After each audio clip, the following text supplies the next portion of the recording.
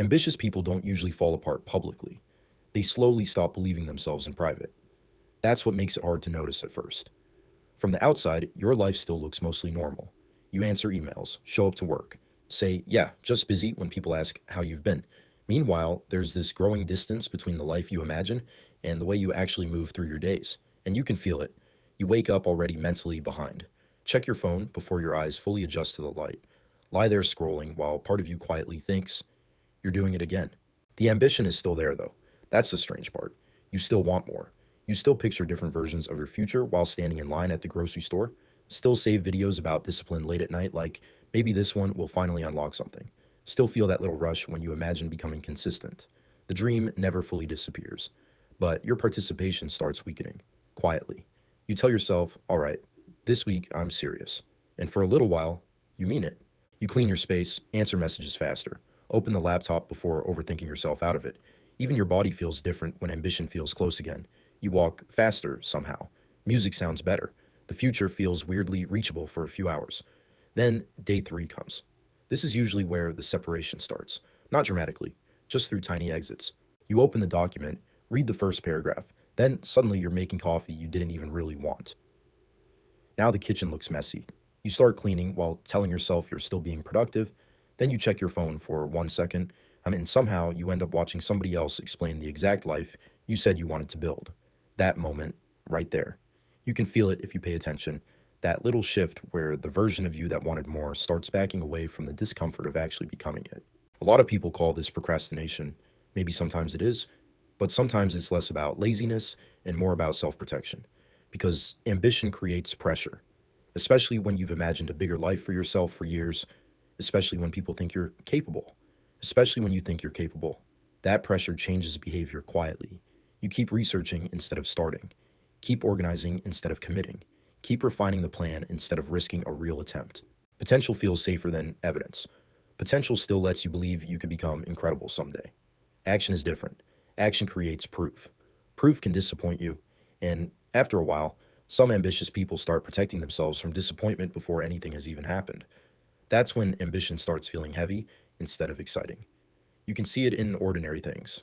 Unread books beside the bed, business ideas buried in your notes app, tabs still open from projects you stopped touching weeks ago, courses you stopped opening after day 4. Little reminders of all the versions of you that got excited and disappeared. None of those moments seem huge individually, but together they create an atmosphere where your future starts feeling complicated. You can feel when someone's tired of disappointing themselves. Even their goals sound careful now. Maybe. We'll see. I'm trying. Not because they stop caring. Usually it's the opposite. Part of them just doesn't want to feel the embarrassment of fully believing in themselves again. Over time, that changes the way people move through life.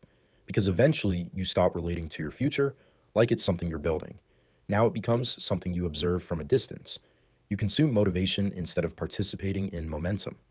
Study discipline instead of practicing it. Watch other people execute while telling yourself you'll become serious again soon. And eventually, something else starts happening. You stop trusting your own ambition. Every new idea starts feeling temporary before it even begins. You get excited for a minute, and part of your brain immediately whispers, yeah, but you never stay with anything. That's a painful shift, because now the problem doesn't feel like motivation anymore. Now it feels like your brain has stopped believing your involvement in your own future will last. And deep down, you know the gap usually isn't intelligence, it's participation. Fear changes the way people participate in their own life, not loudly, behaviorally. You avoid the exact moments that could rebuild trust with yourself. The uncomfortable first hour, the unfinished draft, the awkward beginning where nothing feels impressive yet.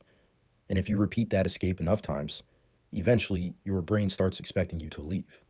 That's why repeated self-abandonment feels so exhausting. Not because you're failing publicly, because privately, you keep watching yourself disappear. But here's the strange thing. Most lives probably don't change through huge breakthroughs. Usually it's smaller than that, smaller, quieter, more ordinary. Opening the laptop when you said you would, working for 40 focused minutes instead of fake working for 3 distracted hours, staying with the task 5 minutes longer than you normally would. Tiny things, but those moments matter. Because every time you stay instead of mentally leaving, something updates internally. Maybe you're not incapable, maybe you just got too used to escaping the exact moments that could have built confidence. And slowly, life starts feeling more stable again. Not euphoric, just more manageable. You answer messages without avoiding them for hours first. You stop needing perfect motivation to begin. You go on walks without mentally punishing yourself the whole time.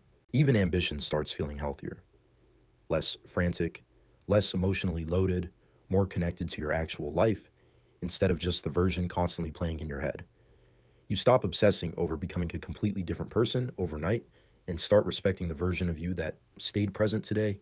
That matters more than people realize, because the future usually gets built in very ordinary moments. The moment you resist the urge to escape, the moment you keep going while it still feels uncomfortable, the moment you stop treating ambition like a performance and start treating it more like a relationship with yourself. And after a while, you realize this isn't even about intensity anymore. It's about staying with the work long enough for your effort to become real, staying present long enough to rebuild trust in yourself again, staying long enough to recognize yourself as somebody who doesn't disappear the second things get uncomfortable.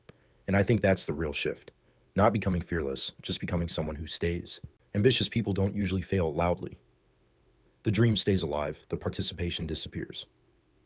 Potential feels safer than evidence.